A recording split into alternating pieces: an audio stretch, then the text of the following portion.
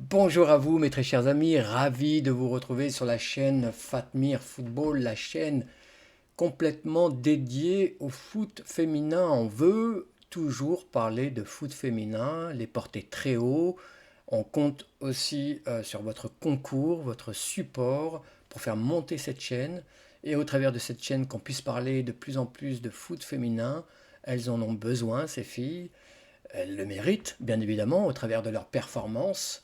Donc il faut continuer à pousser cette chaîne. Donc je compte sur vous, hein. Mettez des pouces, mettez des likes. Si vous n'aimez pas, bah, mettez des pouces en bas. Peu importe, agissez, commentez, partagez autour de vous la vidéo, parlez de cette chaîne autour de vous. C'est vraiment important pour la chaîne, pour qu'elle soit de plus en plus référencée et qu'elle soit euh, montée par l'algorithme YouTube, hein. Vous connaissez, hein, vous savez comment ça se passe. Donc il faut vraiment, vraiment faire en sorte que la chaîne grossisse. Je remercie d'ailleurs chaudement, comme toujours, mes abonnés, les abonnés qui ont déjà franchi le pas et qui supportent la chaîne. Donc merci vraiment à vous. Dans cette vidéo, on va revenir sur le match euh, OL Dijon, excusez-moi. Donc l'OL qui recevait au Groupama OL Training Center cette équipe de Dijon, une équipe surprise qui a fini quatrième, hein, lors de la phase allée du championnat, donc qui est en bonne place, effectivement, pour aller, pourquoi pas, jouer les playoffs en fin de saison, hein. Vous savez qu'il y a une saison régulière et au bout, les quatre premières équipes sont reversées en playoffs. Donc Dijon, pour le moment, fait partie des équipes qui pourraient jouer les playoffs. Quant à l'OL, alors, est-ce que ils vont gagner leur 12e, c'est la 12e journée, leur 11e match dans ce championnat? Vous savez qu'ils ont fait 10 matchs et un nul, le nul contre le PFC. Donc, est-ce que c'est l'OL se dirige vers sa 11e victoire? Eh ben, on va voir tout ça dans cette vidéo. Bon, je n'ai pas pu sortir comme je l'aurais souhaité la vidéo, donc dans la foulée du match, tout simplement parce que j'étais souffrant, hein. On est dans la période où bah, la grippe, le Covid notamment sévissent. Beaucoup de personnes sont touchées, peut-être parmi ceux qui regardent la chaîne, vous êtes concernés, donc faites bien attention, observez encore et toujours les gestes barrières. Voilà, évitez les bisous, les petites étreintes. On attendra que le beau temps revienne pour ça. Voilà, donc ça va un peu mieux de mon côté, donc j'en profite pour faire cette vidéo en décalé, un petit peu en retard. Veuillez m'en excuser. Mais le match, on va dire, est encore fumant pour que cette vidéo ait encore un sens. Donc je vous livre là des informations, comme d'habitude, concernant ce match, avec mes observations, mon sentiment aussi, notamment sur les joueuses, les actrices de ce match. Vous savez comment je décompose, hein, ma vidéo concernant les décryptages, les débriefs des matchs. On commence toujours par les schémas tactiques, ça c'est toujours bien, ça plante le décor. Ensuite, on fait les enjeux, on enchaîne avec le déroulé du match. Et enfin, donc restez bien jusqu'à la fin, j'attribuerai des notes aux joueuses qui sont ressorties de ce match de façon positive ou négative. Et puis vous, n'hésitez pas à me dire dans la barre des commentaires, hein, quelle joueuse vous a impressionné ou au contraire quelle joueuse vous a déçu. Euh, voilà donc comment la vidéo va s'agencer. On commence par le schéma tactique.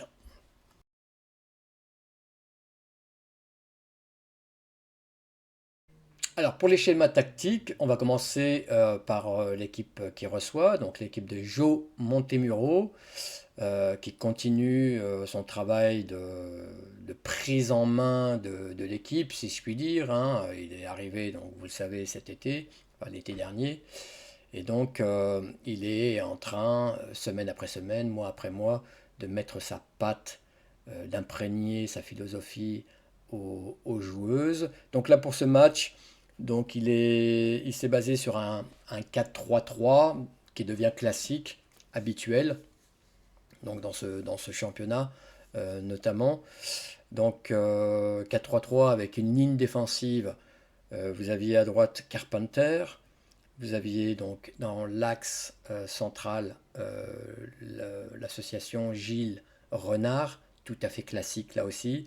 Et puis à gauche, le retour de Bacha, de Selma Bacha, titulaire donc du poste, qui revient donc après une longue période de convalescence et qui profite aussi du fait que Sophie Svava soit grippée. Donc je te souhaite un bon retour Sophie, hein, je sais de quoi je parle parce que je suis passé par là, donc je te souhaite un très très bon retour rapidement sur les terrains. Donc voilà, Selma profite de l'absence de Sophie Sosa. Est-ce qu'elle en profite réellement ou est-ce que c'était l'intention de Joe Montemuro de la faire monter en gamme, en puissance, en la titularisant? Ça, on ne le saura jamais. On peut imaginer quand même qu'elle ait profité de l'absence de Sophie. Au milieu de terrain, donc ce milieu à 3, là vous aviez donc devant la défense Damaris et Gurola, la chef d'orchestre, et puis devant les milieux relayeuses que sont Oran et Van de Donk. Et enfin une ligne offensive, un trident offensif composé de Chawinga à gauche, d'Eugénie Le Sommer, donc qui profite aussi peut-être de l'état grippal aussi, je ne sais plus très bien, concernant Mechi du Mornay, et puis de la montée en puissance de Ada Egerberg, donc ELS a pu être titularisé d'entrée dans ce match, et enfin Diani à droite. Voilà pour la composition concernant Joe Montemuro. En face, Sébastien Joseph qui a fait du très bon travail avec le DFCO, lui a décidé, qui l'eût cru, de mettre un 5-4-1. Donc voilà, un coffre-fort bien dijonnais, bourguignon pour contrecarrer donc, les offensives lyonnaises.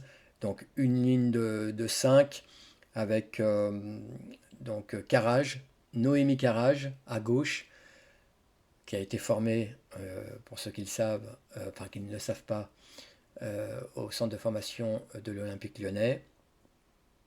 Vous aviez Grec, donc l'imposante colosse polonaise, donc Malgorzata Grek. Moi je l'ai vu, c'est pour ça que j'insiste là-dessus, je l'ai vu au stade Gaston Gérard, donc le stade où évolue parfois le DFCO.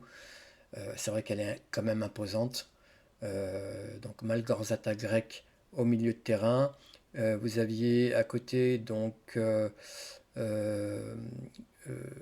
Goetsch et Taylor. Voilà.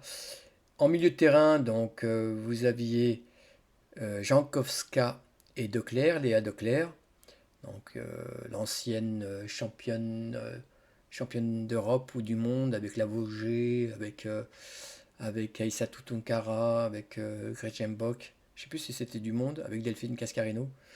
Dites-moi dans la barre des commentaires pour ceux qui savent. Et sur les ailes, vous aviez donc Crazyman, la remuante Crazyman, Wang, la chinoise, et puis Victoria Pinter, l'autrichienne, qui a le vent en poupe et qui marque énormément de buts avec le DFCO. Voilà pour les schémas tactiques.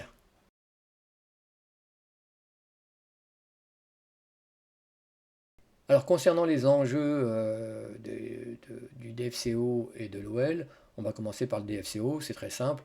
Bah, garder cette quatrième place. Est-ce qu'il faut la garder à tout prix? Après, bah, seul Sébastien Joseph et ses filles le savent. Il ne faut pas que cette ambition devienne une pression malsaine, négative, qui empêcherait donc le collectif de bien jouer. Elles sont en pleine bourre, elles font une superbe saison, c'est très bien. Ça envoie en plus un message très fort vers le président de Bonn, de Ballon, excusez-moi, le bien nommé, qui à un temps donné avait voulu donc purement et simplement fermer la section féminine, du fait que les comptes étaient dans le rouge. À qui la faute, monsieur le président? Si les comptes sont dans le rouge, c'est pas votre section féminine à qui il faut en vouloir, mais plutôt à la sélection masculine qui est descendue donc, dans les étages inférieurs, et aussi peut-être à vos comptables ou financiers du club qui ont mal placé l'argent. Bon, ça c'est autre chose. Donc le DFCO a la possibilité, ça c'est une belle carotte quand même, d'aller jouer les playoffs. Après, c'est vrai que derrière, C'est les équipes derrière sont pas très loin, donc rien n'est acquis, loin de là pour le DFCO. Il faudra vraiment s'accrocher et envoyer du lourd en deuxième partie de saison. Quant à l'OL, bah, les choses sont plutôt tranquilles. Vous avez en face de vous une concurrence qui est quasi inexistante. On parle du PSG qui est englué dans des guerres d'ego, de clans, avec des stars qui ne rêvent que d'une chose, c'est de partir du club. Vous avez le PFC qui laisse partir ses meilleures joueuses, dépecé de ses bijoux de famille et qui ne peut pas décemment contrecarrer l'obtention d'un énième titre pour l'Olympique lyonnais. Donc l'OL, là où réside sa motivation, c'est simplement d'entretenir la victoire. Voilà, c'est un club qui gagne, qui veut toujours gagner. C'est important de rester dans cette culture-là, ne serait-ce que pour présenter son meilleur visage avec une confiance à 100% lors des joutes européennes. Parce que pour moi, le championnat est quasi plié.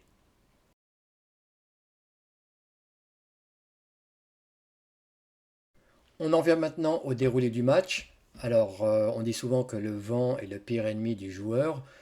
Il y avait du vent, hein, ça se sentait, ça se voyait au travers de mon écran de télé. Il n'empêche, ça n'a pas eu d'impact sur le jeu dans son ensemble. Les Lyonnaises ont plutôt maîtrisé hein, le match. Voilà, on ne s'attendait pas à autre chose comme scénario.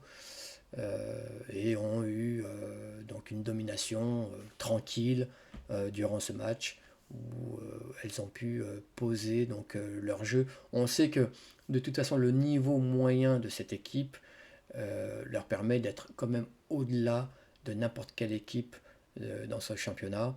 Alors bien sûr il y a eu le nul contre le PFC, mais les circonstances étaient un peu différentes parce que l'OL sortait d'un match âpre quand même contre le Wolfsburg. Donc 2 ou 3 jours après, vous jouez à l'extérieur contre le PFC. C'est pas évident de remettre le couvert au niveau intensif, en tout cas. Donc l'OL a maîtrisé, 2 buts en première mi-temps.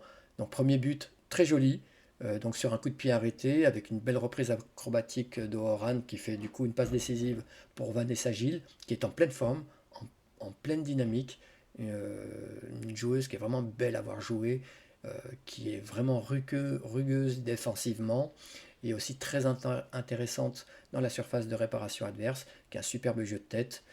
Là, elle a marqué du pied, une fois n'est pas coutume. Et puis, deuxième but qui est venu donc sur une belle contre-attaque. On sait que c'est une arme incroyable pour l'OL, une des transitions préférées donc, de l'OL, avec une passe en retrait donc, de Chawinga pour Van de Donk, qui marque son 6e but, toute compétition confondue cette année. C'est un record pour elle. Mais je trouve quand même qu'elle est toujours en deçà de ce qu'elle peut apporter, de ce qu'elle doit apporter, et notamment sur les passes décisives. Donc je suis encore, on va dire, sévère dans mon appréciation de, de la prestation de Daniel Van de Donk, mais à juste titre parce que c'est une internationale hollandaise qui a énormément d'expérience, voilà, qui sait jouer au football, au ballon, qui est très intéressante en plongeant dans le dos des défenses adverses. Ça, elle sait faire. Elle sait finir les actions. Donc, on attend encore plus de cette joueuse dans les semaines, les mois qui viennent. On va passer maintenant, alors en dehors de ces 2 buts, après on ne peut pas dire grand-chose, hein.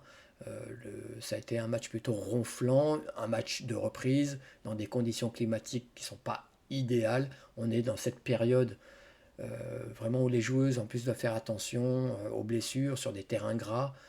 Souvent elles sont amenées à jouer, donc tout ça fait qu'on n'a pas eu un match formidable. Je finirai quand même par demander à quand des supports technologiques pour aider les arbitres à bien arbitrer les matchs.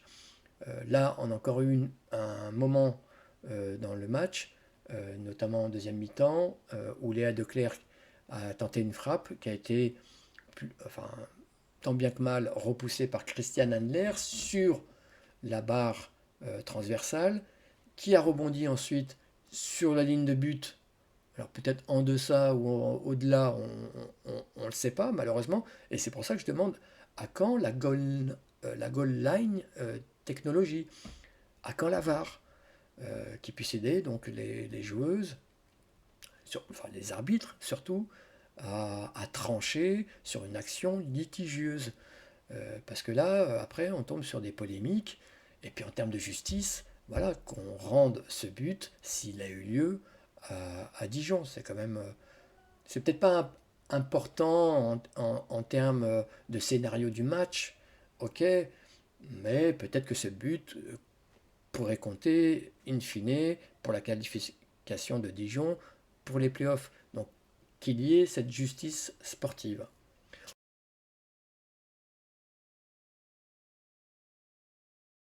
On va passer maintenant aux notes du match.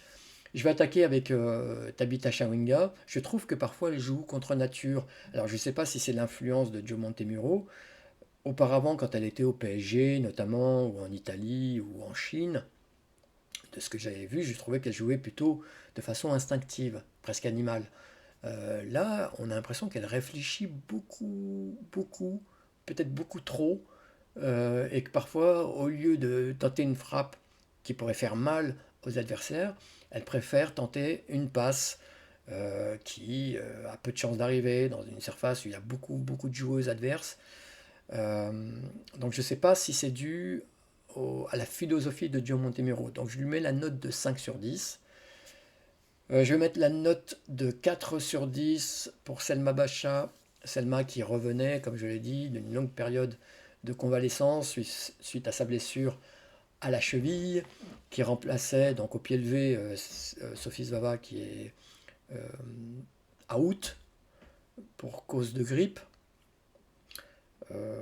et qui doit aussi apprendre, travailler ses automatismes avec ses coéquipières dans ce nouveau cadre tactique mis en place par Joe Montemuro. Donc tout ça a fait qu'elle est passée un petit peu au travers du match et qu'elle a souvent été dans le zig quand on l'attendait dans le zag et vice-versa. Donc beaucoup de travail en perspective pour Selma Bacha, mais je ne m'inquiète pas plus que ça. C'est une fille volontaire qui devrait revenir très fort dans la deuxième partie de saison. Mais je lui mets quand même la note de 4 sur 10. Et enfin, je mets la note de 8 sur 10. J'ai failli mettre 9, mais c'est vrai qu'on ne l'a pas vu plus que ça. Mais je trouve que Vanessa Gilles a fait enfin, est dans une période déjà incroyable. Elle a marqué 3 buts en 5 matchs, je l'ai dit.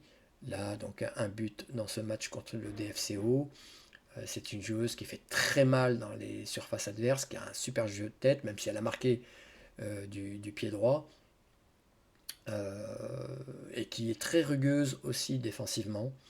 Une arme sur laquelle pourra compter donc l'OL. Voilà ce que je pouvais dire donc concernant ce match. Je vais vraiment vous remercier si vous êtes resté jusqu'au bout, c'est que vous êtes intéressé par le foot féminin. Donc n'hésitez pas à me mettre un pouce encore une fois, à vous abonner si vous souhaitez en savoir plus sur le foot féminin. Il y a beaucoup de vidéos qui vont être postées dans les temps qui viennent, vu que je retrouve un petit peu, je reprends du poil de la bête et je retrouve un petit peu de tonus. Donc comptez sur moi pour alimenter donc la chaîne. Et puis voilà, vous participez, hein, c'est participatif. Mettez-moi des commentaires, je les afficherai hein, dans les prochaines vidéos.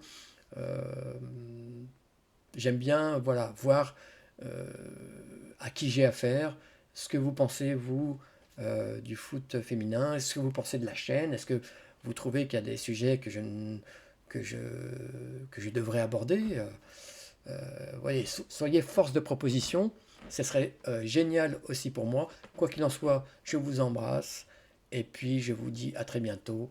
Va va voum!